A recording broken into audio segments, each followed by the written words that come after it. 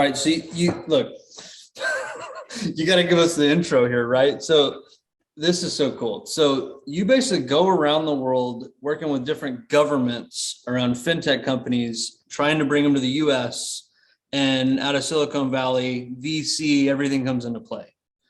How did I do? So basically what I do is go around the world working. It's broader than fintech. I work with their top startup companies, although, a number of them, in Especially each country are fintech. Right. And yes, I help them enter the US market. That's cool. That's a fun job. So you've been It is a fun job. You've been all over the place, I'm sure. Oh, prior to COVID, I was traveling 70% of the time. Now I'm back up to around 50%. Wow. And probably soon it will be back to 70%. Yep. That's cool, man. Well, yeah. So tell us. We're lazy. We wait till they come to us. That's right. Yeah. Maybe that's a better business model. Mine's a lot of work and a lot of jet lag. I bet. Well, so how does that work, right? I'm sure obviously every, depending on the region, things are a heck of a lot different. I'm sure there's a lot to deal with there, but when you go out and you're looking at these companies, what are you looking for? I mean, you got to know a lot about different markets in the US. I mean, you got to have a pretty unique perspective, right? So what do you look for? What are some of the key pieces when you're vetting folks out? So when I'm vetting startups, I'm really selective, first of all, because there are two ways we work with companies. One is purely educational. So in that case, the government vets a lot of the startups. They're picking their top startups, what they think are the top startups according to their criteria. And I'm, my company Founder Space, we're providing education for all of them. However, before I deeply engage with a startup and actually begin introducing them to specific investors who I think would be the right fit for them or strategic partners, then I have to believe that they have a number of criteria. And I could go into excessive detail on it, but there are all these qualifications. And the biggest one is they have to have an exceptional team and they have to have a scalable business. Right. And if they don't have those two, they're out from the start. Right. Makes a ton of sense. I think maybe it's just because it's banking for us, right? And I think we're smart enough to know how much we don't know sometimes, right? And so we look a lot at founders. It's a big one for us, right? And especially if you can find repeat offenders that have done it before. At least you know the traps. We call them repeat offenders. Somebody that's done something in this space, sold their company off. They're coming back into this thing with a better mousetrap, right? Yeah. They're usually successful. How important to you is, look, you mentioned the people. I think it's always huge, the people. But how much is it the scalability of the business model, et cetera, versus when you talk about people, the leadership and their experience? Well, you never build a great company without great people, period.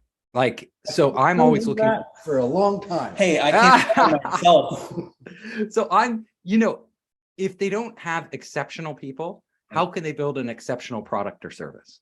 It almost never happens. I mean, they could have the greatest idea in the world and they're going to fumble the ball somewhere. Somebody else is going to pick it up and run with it. The world is way too competitive.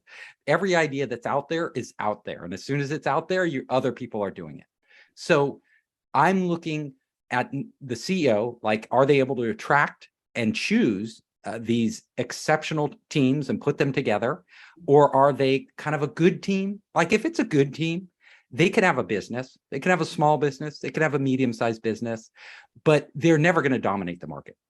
Good companies just don't dominate the market because there's enough great ones out there that are going to crush them, that are going to come in and gobble up that pie. So that out of the gate, that's the case. Number two, we look for traction, momentum. So what momentum do these startups have? Do they actually, it's hard for us to know their business as well as they do as an investor.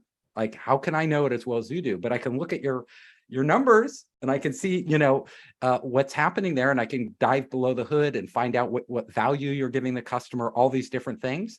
And if there's a unique value and you're tapping into this pent-up demand in the marketplace that isn't being met, boom, that's a recipe there for something that's going to exponentially grow. That's great. So when we look at fintech companies, especially if they're banking focused, so FI fintech, as we call it, we've got 3 criteria that we kind of math out. One is market share, right? And I think to your point, we work best with somebody who has probably some market share. We do a lot with very early startups, probably more than we should, but they're so much fun, right? Yeah, I if it's love it. recurring revenue But- and they've got some revenue rolling. Yeah, that's the something stuff. out the door is It's not the good, most important factor. but market share is important because we've got something that's, let's call it tested and proven. Then we look at trajectory. So that sales trajectory, your point, That's a big. I'll take somebody that's very early on, but that trajectory ramp looks good and they're really having success. That's very cool.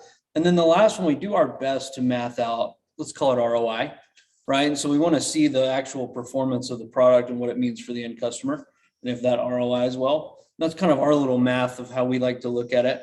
So do you do anything from when you talk about digging into the, financials and looking at the, let's just call it sizing the market, right? Addressable versus attainable. Do you dig in a lot there?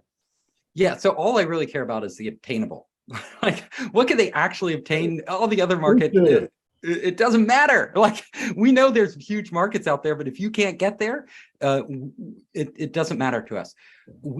I like to look for tangible bottom-up data. Like, are you engaged with your customers right now? What value are they getting out of your product or service? Why did they choose you? Like, did they come? Like, could they get this from somebody else? What are you doing that's so unique? That's so much better. Like, I don't think any company, and I'm after high growth companies that are going to either IPO or they're going to get acquired along the way to an IPO. Like that's what all of us venture investors want. Right. And so we look at that company, and if they aren't doing, there's only 2 ways for a startup to break through, only 2. And number 1, they have to be either doing something exponentially better than their competitors, not incrementally. Like, if it's incrementally better, nobody switches. I don't switch what I'm doing. Like, if somebody else comes up with an incrementally better, spreadsheet, I'm not switching. Like, I have my spreadsheet. I'm not switching my email. I'm not switching anything for incremental. The incremental helps market leaders. Like, if you're already dominating the market, well, good, add incremental innovations. So exponentially better, or if you're not going to be exponentially better than anybody else in the space that would get a massive shift to your product, then you have to be tapping into a core value, providing a core value that other people aren't providing, that they're overlooking, because the world is shifting, markets are changing, needs are constantly changing. So there's always new pent-up pockets of demand out there that aren't being met. And it's really the entrepreneur's job is to discover these pockets of demand and tap into them. And the ones who do that and can prove that to me, wow, then I'm on board. This is such a unique conversation that for everybody that's kind of tuning in here, they know us and what we do on the banking side and the product side into that world, on the tech side especially.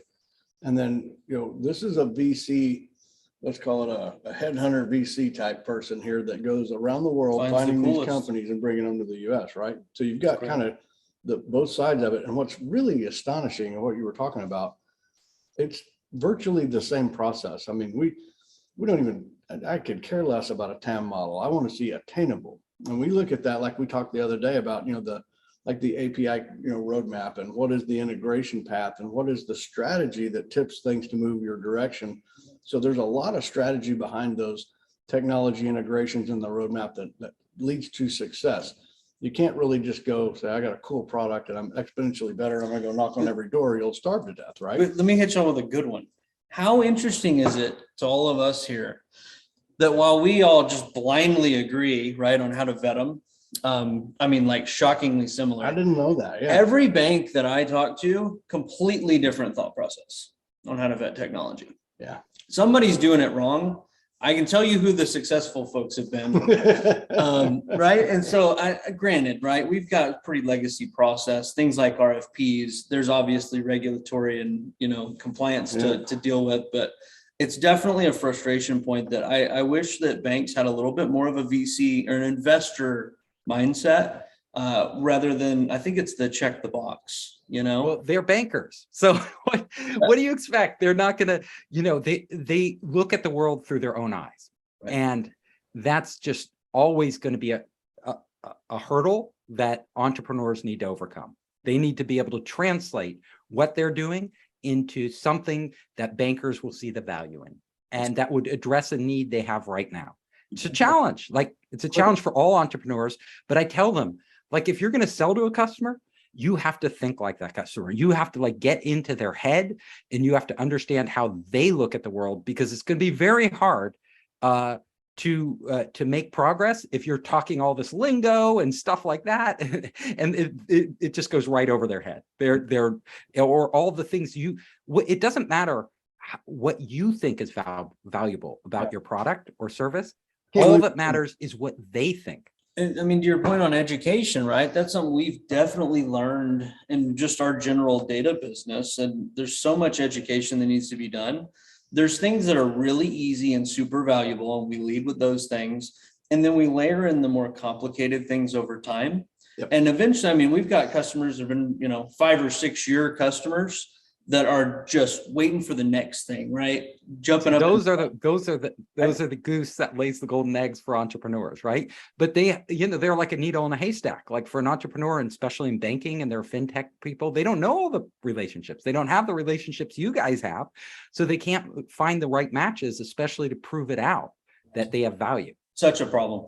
That's something we've been working a lot on.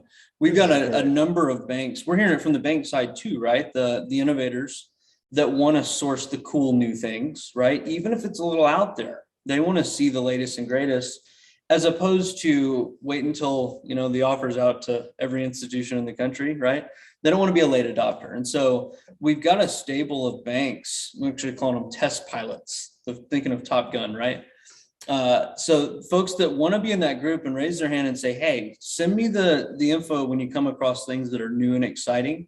And what most of them want to do is, pilot's probably a bad word, but they want to do a friends and family, an internal test, something that's short and sweet, prove it out internally, and then they could kick off a bigger relationship. Check the money flow, see how things work, make sure everything's functionally sound. Right. And yes, what's really interesting is, they have to really trust you. They have to really trust us to say that, okay, we're not bringing you something that, hey, we think it's new and exciting. No, we understand what your test pilot does.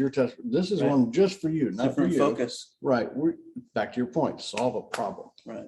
It's great. But yeah, I can't. Yeah, I kind of have a rule for startups. I ran 3 of my own venture funded startups. Now I help hundreds of entrepreneurs. And I have a rule about the startup's job. The startup cannot educate the customer. Like, as soon as the startup is trying to educate a customer, you've already lost the sale. Like, because people have their priorities. Like, if I'm a banker or whoever I am, I have my top 5 things that I just absolutely have to get done. And if you're number 6, 7, or 8 on my priority list, it might be cool, it might be interesting, but I don't have time. So I'm not going to even pay attention to those. We all do that. We all get this incoming, whether it's LinkedIn or email or whatever, people trying to sell us stuff we don't need at that time. And yes, those things might be useful to our business, but we just don't have time to consider them. So I tell them the art of breaking into a business is actually getting to the right people who actually are open to what you have right now. You don't need to educate them. Like, they're actually waiting for it. They might not even know it exists. But if you tell them, they're like, oh my God, that does solve, this exists. I want to see it. Right. We call that a latent need. And I always tell people the example of, the first sales guy that went into IBM when they've got the $16 flip phone. And he said, here's this $300 telephone. And they're like, are you lost your mind? I mean, that guy had to be a hell of a salesman. But once they understood, okay, I got email, it's a smartphone. Oh my goodness. Foreign concept. But there was a latent need that's been sitting there this whole time that you had to tap into and quickly enlighten, show value, and get to the end zone. Yeah. And usually people see it. Like, the first time I saw an iPhone, wow, like, this is awesome. I didn't know you could do that. I didn't know it was possible, but I want one. Always the response, right? I didn't know you could do that. Yeah. That's yes. So you want to get people who say, I didn't know you could do that, I want it, rather than people who say, oh, that's nice. Because as soon as they say it's nice, nobody buys nice to have products. Like, we get we download an app. Oh, that's really nice. Boom, delete, it's gone. We don't care. Yeah, that's great. All right. So I've got a note. I think it's super cool. You've got books down the side of your screen. Yes. Assuming your books. Sell me a book, man. Tell me what. Okay, I'll tell you my. I want to pick your brain and know what in the world are you writing about? And right, you got so many good insights. What are you writing books about? Tell me about them. So basically, I've been running Founder Space, this startup accelerator globally, working with all these entrepreneurs, and I've been condensing my knowledge and putting it into these books. So the first book, Make Elephants Fly, is all about the process of radical innovation. The elephant is your big idea, that huge idea that you have, that dream. How do you get it actually to fly? Like elephants don't fly. How can you get yours to fly? So it takes you through that entire process. And a lot of the process is what startups do, but it also applies to large corporations. So as Founder Space, as a CEO, I consult with major corporations, Intel, Qualcomm, Huawei, all these huge companies about technology, like what technology is coming, how to run innovation teams. Like we ran a lot of innovation teams under Bosch, the big German company. So like taking their employees and getting them to innovate. And so we take you through the process of what does it mean to start an innovation team? How do you manage an innovation team? How do you get that how do you get that team to outperform, to actually build something of huge value in your organization? That's Make Elephants Fly. Big method for innovation. I like that. That's great. Yeah, and innovation isn't like people think. So innovation is actually a process of discovery. It's not like if you knew the end point where you're going to innovate, like you said, oh, it's clear, I go from A to B. Well, then people would have already done it. It's not an innovation. Like you are actually, so if you're a bank, if you're a startup, if you're another large corporation or a mid-sized company, it's actually, I've heard CEOs of big corporations, they're like, we're going to make everybody an innovator. Like everybody's going to be an innovator in our company. That's BS. Like most of your employees, not only are they not capable of innovating, they're just not naturally born innovators. They don't even want to innovate. Like they want to be told what to do. Yep. They want to do their job and know they're doing it right. It takes a special type of personality to be that. And really great innovation leaders break off these innovation teams and empower them. And they make sure the number one thing they do is they don't search for ideas. They're not out there like I was in these giant corporations consulting with them. And they're like, we're running a contest where everybody who wants to in our company will pitch ideas and we'll pick the very best ones. That strategy is doomed to failure. And they kept telling me, we keep failing. We have an internal incubator and accelerator. We run all these contests. We don't actually get anything out of them. And I'm like, right. Because first of all, you're starting with the idea. The ideas are being chosen by your managers. So they're choosing ideas that they already think will work when they probably, they're choosing the wrong ideas. First, probably they're not choosing the right ideas. Secondly, they're not even choosing the teams. They're just choosing some random people who happen to present this idea instead of the real natural innovators. That's how you transform an organization, by going all the way down to the people. Just like we said with startups, the team is all that matters, not their idea, nothing else at the beginning. That team, that's what you need in any company. That's perfect. Great. That is really good insight. Yeah, I've told people for years, I've sat in on 1,000 meetings where you've got an idea, opposing viewpoints on this idea. And it's usually easier to shoot an idea down than it is to support an idea. And then you'll have this person over here who is like, he's a big thinker, but maybe not the most articulate person in the world. I'm one of those, man. I have a hell of a time trying to get it out of my head, right? And then you got the other guy over there that's super articulate, and uses all the right vocabulary and just destroys this idea. And it's like, well, throw that one out. That was a damn good idea. Right. I've seen that. You just got to be able to determine your people as to which one is an innovator and which one is a better articulator. You are absolutely right. In banking, especially, we have a highly, high regulatory hurdle that we need to meet. Compliance is tough. And I mean, we all have compliance officers and work with that group. And it's like the running joke, it's like the person that squashes things. And I don't think everybody realizes that as solid and strong as that is, the rest of the organization is pretty risk averse as well. I mean, we're not, it's the culture risk averse. We're trying to risk manage, yes. But I think that culture, it's pervasive on the other side as well. I mean, everything that you've talked about so far in describing, I can see why. I mean, it's kind of eye-opening to me on the banking side that the people are not the innovators. They're actually handpicked to be the other type. right? Yes. So that Highly you're, effective there's at following the process. But there's not- a process of natural selection within the banking industry that is actually choosing people to be the gatekeepers and decision makers who are not natural innovators. yeah, And not rule breakers. right. And look at most of the great fintech innovations happen in gray areas where Yep. the law is unclearly defined, and that any sensible, responsible Not good. compliance officer would say, no way. Like, no way. But that's where most of the value has been created in fintech, is in these gray areas. And so if you're not willing to take a chance on them, you're never going to innovate. You're always going to be lagging. Yep. I think that's why I always catch heat, right? Look at me. But if you look at the, the process or what everybody's defined it's supposed to look like, it's not polished. It's the rebels and the rule breakers, right? The dreamers that come up with the crazy things and then are wild, frankly, just wild and crazy enough to go get them done in spite of all of the hurdles. You force something just through. described a natural innovator, right? There's somebody who's unorthodox. They don't follow the party line. They're always like looking outside at other things and saying, why couldn't we do it this way? Why can't we just try this? Well, I want to change this. This is stupid, So they're usually off to the side. The only way in your organization, like if you run one of these, is to identify these people and then empower them, to give them the freedom to actually go and explore. Go find something. The greatest leaders are like, they aren't ideological. They aren't like, banks don't do this, or we don't do this, or that's breaking the rules. They are, go prove it to me. Go, you think you can do this? Go prove that it can work. That is great leadership.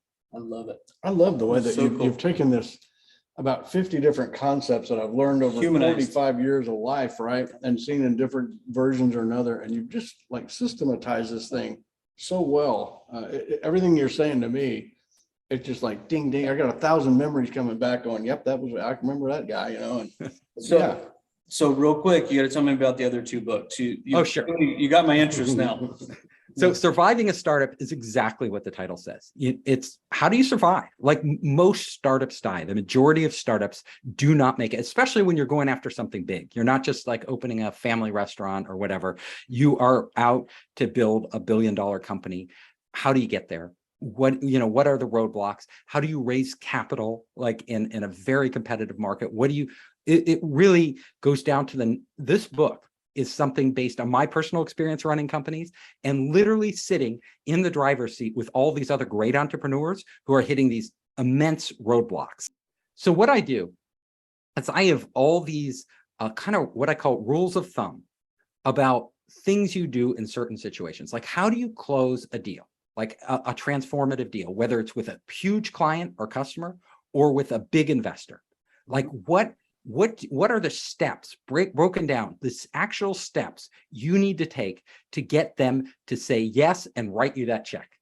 And it's all when I coach entrepreneurs, when I'm with them, I have learned through trial and error that closing transformative deals is not based on logic. It's not based on exactly what information you give them. It's based on a process that you take them through to get them to the point where they have to make a decision. Yes. And that's where most startups struggle, because a lot of times they're really creative companies. They have really good technical, they have some business idea of what they're doing, but they really don't know, especially in a bank. Like, how do you get a bank to commit to closing a deal? Like their timeframes are very long. You need to figure out how that organization is working, what's a realistic timeline, and then you need to get that commitment, and you need to be prepared to walk away. Like your time is valuable. I say as soon as you're hoping for a deal to close, it's gone. Like it's too late. Like don't hope. Like there's no room for hope. You get their commitment and you walk them through it, and then you put them in a position where they have committed and they have to make a decision, and they know if they can't commit, you're moving on. I like Really that. good. So what's the next book about? 5 forces that change everything. So this book is something that is my personal passion. Well, everything's my passion, as you can probably tell. All of this Me is. too, I me love too, it. yeah. But this book is about emerging technologies. So the latest cutting edge technologies, advanced artificial intelligence, brain computer interfaces that can actually read your brain waves and deduce what you're thinking and images in the back of your head, gene editing software, all these different technologies, new space software coming into the marketplace, nanotech, all these technologies, how are they going to change the world in the next 10 years, 20 years? Like, it's a book that looks out into the future and looks at these technologies, shows you what's going on in the lab right now with these technologies, and then asks the hard questions, like, how will this impact business? How will this impact our lives? How will this impact our society and who we are as a species?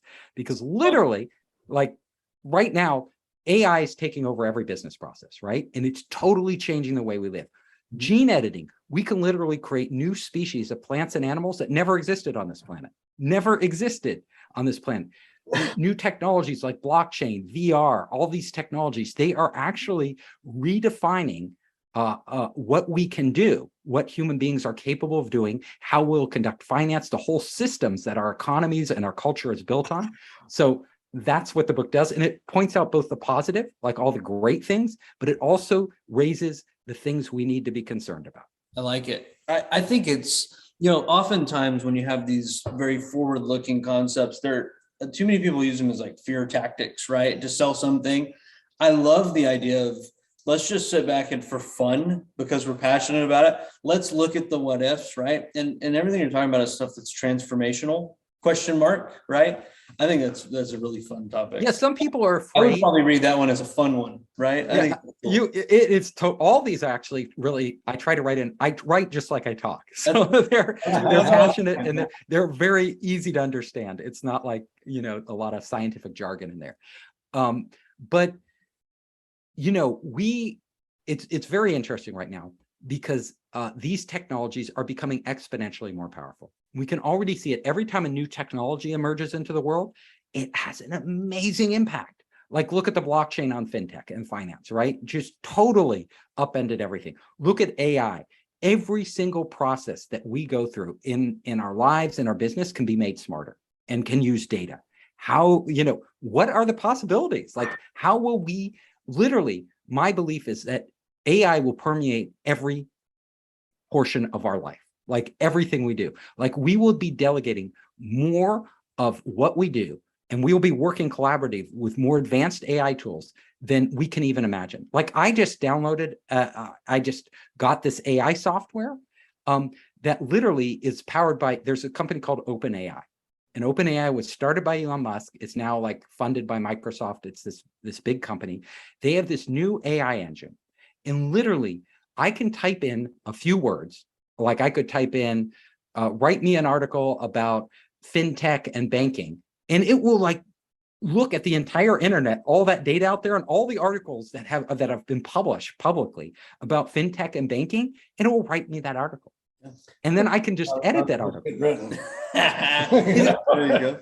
No, it does this today. Yeah. Like, and you can put subject headlines, like, I want to go into talk about Ethereum and banking, what's going on in Ethereum. Then it will look at all the articles on Ethereum and banking, or the Bitcoin and banking, or whatever it is, whatever you want to do. And it will start to, it will pull these together and actually write a coherent article. It's absolutely amazing. And it does it in a way because it reconstructs the sentences. So it's not, you're not infringing on somebody's copyright, even though it's taking it, because it's compiling all these different sources and then Official plagiarism. Yes. yeah, it's artificial plagiarism. It's absolutely, but it's original. It's just using all their ideas and information. And there's another, this same AI engine can do another thing. You can literally type in a description of a picture you want, and it'll come up with the image. So my son, he has a girlfriend, and he typed in black-haired boy talking on the phone to red-haired girl. And boom, it creates the image. And the image was amazing. It's like somebody took, you know, an hour to draw a cartoon, and there it is, exactly what he just said. So you can imagine the productivity and creativity that this unleashes in us. Like, we literally don't have to spend, you know, a week writing the article. or even 3 days. We could spend 3 hours writing it. We don't have to hire an artist or spend all this time drawing. We can literally talk, and then there's an original image that isn't copyrighted that we can literally plug into our website, our marketing materials, whatever it is. These type of technologies are going to transform how we do business. Can you send some of that stuff to him? Yeah, absolutely. I'll send it to all your audience. I love your point though, the depth and the breadth of things, right? And the speed by which the waves are traveling. We all should be pretty shook at this point. And I mean, certainly in the last 20 years, if not in the last 5, because the new things, your point, they're shaking things that aren't even very old yet.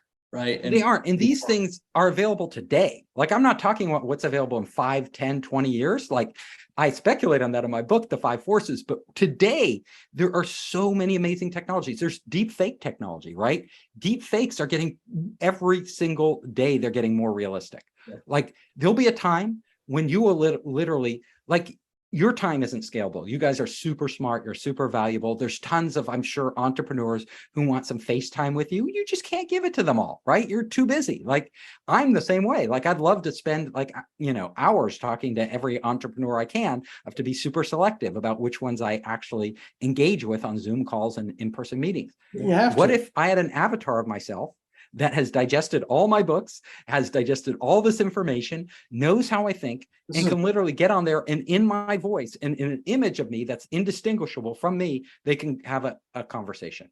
Like, go talk to my avatar. It sounds like science fiction, but at a point in the future, you guys will be telling people, go talk to my avatar. If you took a chat bot and mixed it with your AI engine scenario of the content writer, mix those two together and put a face on it, and you're pretty close, right? You're pretty close already. Right? Yeah. So you're looking out 5 years from now, we're going to have that. And avatars are going to be a part of our life in that way. Like, we will be using them. Your avatar. Yeah, we'll be using them in ways we never thought were possible. Like, they'll be answering our phone calls. We're already using Calendly, but even that's a pain to use. Like, we'll have an avatar we'll have an AI doing all of this, all of our travel planning. Like, I'm traveling around the world now. It's a lot of, I have to get somebody to plan out the whole trip. I'd love an avatar. I'd love an AI to just do the whole thing. Sounds great. Yeah, I love it, man. This has been awesome. I love all the cool, fun topics, and you have such a unique perspective. And I mean, passionate like we are, right? In a different way. Oh, totally. You're awesome. I can't say enough how much fun I had. Steve, I'll tell you, man. It was great, man. I can't wait. Well, thank you for having me. And, if your audience wants to find me, they want to reach out to me, super easy. Just go to founderspace.com, founderspace.com. There's email there, tons of videos, tons of content for entrepreneurs, all of it, lots of it free, really good content. You can also find me on every one of the social networks. I'm literally on all of them. Search for, my nickname is Captain Hoff. Search for Captain Hoff or Founders Space. You'll find me. LinkedIn is a great place. Awesome. Well, I'll tell you what, for a world traveler that brings so many businesses across the universe together and expanding the whole thing as you do it, what a neat job, I mean, thank you. I feel lucky. I love it. All right. Hey, have a good trip. Travels on your trip, and when you're in Vienna, have a glass of wine. Yeah. I'll more than one. All right. I like having fun when I travel.